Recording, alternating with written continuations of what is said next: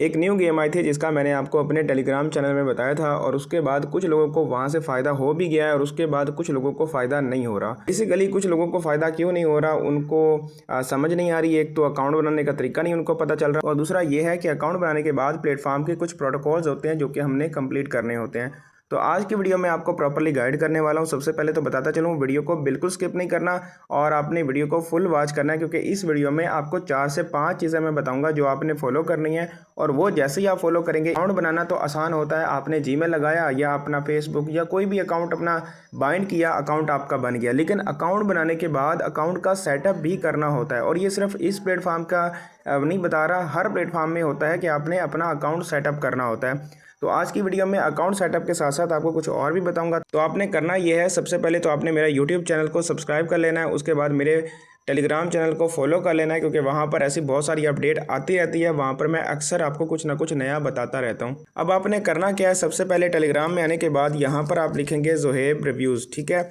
जैसे ही आप मेरा नाम लिखेंगे मेरा चैनल आपके सामने आ जाएगा। उसके बाद अब आपने करना क्या है, आपने न्यू अकाउंट बनाना है, ठीक है। जैसे आपको समझा रहा हूँ आपने वैसे ही तरीका कार करना है, आपने अपनी तरफ से कुछ भी नहीं करना।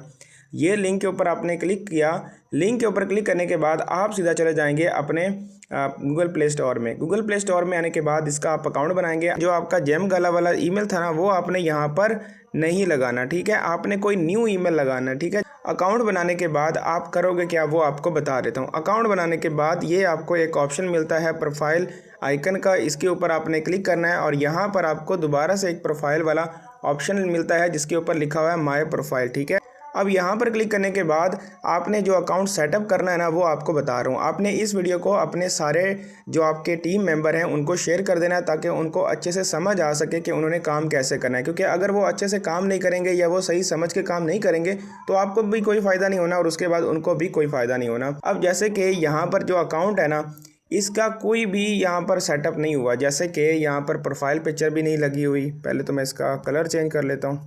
यहाँ पर ना तो प्रोफाइल पिक्चर लगी है, ना जेंडर बताया गया है, ना एज बताई गई है। उसके बाद यहाँ पर निक नेम भी नहीं बताया गया, निक नेम भी उन्होंने जो बाय डिफ़ॉल्ट दिया ना वही लगा हुआ है। उसके बाद पर्सनल सिग्नेचर भी नहीं है। फिर उसके बाद अकाउंट में भी ऐसा कुछ नहीं है जो होना चाहिए। अब बारी बारी मैं आपको बताता हूँ। सबसे पहले आपने प्रोफाइल फ़ोटो के ऊपर क्लिक करना है और अपनी कोई पिक्चर लगा लेनी है, ठीक है। ये मैंने अपनी पिक्चर लगा ली। अब पिक्चर लगाने के बाद जेंडर में आ जाऊंगा। जेंडर मेरा मेल है तो मैं मेल के ऊपर क्लिक करके फिर उसके बाद जो मेरी एज है, एज मैंने अपनी यहाँ पर लिख लेनी है, ठीक है। उसके बाद आपने अपना निक नेम सेट कर लेना। निक नेम आप कोई भी अपना रख सकते हैं जो आपको पसंद हो, ठीक है। पर्सनल सिग्नेचर आ जाता है। अब पर्सनल सिग्नेचर में आप यहाँ पर कुछ भी लिख सकते हैं, ठीक है। उसके बाद जो सबसे ज़रूरी चीज़ है ना, वो ये है कि आपने अकाउंट में आ जाना है। ये जो लास्ट वाला ऑप्शन आपको नज़र आ रहा है, इसके ऊपर क्लिक करने के बाद ऊपर आपका ईमेल है जिसके साथ आपने अकाउंट साइन अप किया था, वो आपने वैसे ही रहने देना है। उसके बाद जो सबसे इंपॉर्टेंट चीज़ है वो ये है कि जैसे ही आप लॉगिन डिवाइस में आएंगे ना, यहाँ पे लास्ट पे लिखा हुआ है लॉगिन डिवाइस, इसके ऊपर आपने एक दफ़ा क्लिक करना है। जैसे इसके ऊपर क्लिक करेंगे उसके बाद यहाँ पर हो सकता है कि आपके पास ऑप्शन आए अनबाउंड वाला। आपने सबसे पहले तो इसको अनबाउंड कर देना है। फिर उसके बाद आपके पास एक और ऑप्शन आ जाएगा बाइंड वाला। अगर तो आपको पहली बार ही बाइंड वाला ऑप्शन आ जाता है तो फिर तो आपने अनबाउंड नहीं करना, फिर आपने सिंपल बाइंड के ऊपर क्लिक करना। लेकिन अगर आपके पास ये वाला ऑप्शन नहीं आता तो आप इसको एक दफ़ा अनबाउंड करके फिर से बाइंड कर सकते हैं। अब मेरे पास बाइंड वाला ऑप्शन आ गया है, मैं इसके ऊपर क्लिक करूँगा। उसके बाद कन्फर्म करूँगा। ये देखें कन्फर्म के बाद अब मेरी तो केवाईसी हो चुकी है। लेकिन अगर आपकी केवाईसी नहीं हुई तो केवाईसी करने के लिए सिंपल आप करोगे क्या, यहाँ पर आपको एक ऑप्शन मिलता है बाइंड वाला, ठीक है। यहाँ पर आपको सिंपल ऑप्शन मिलता है बाइंड वाला।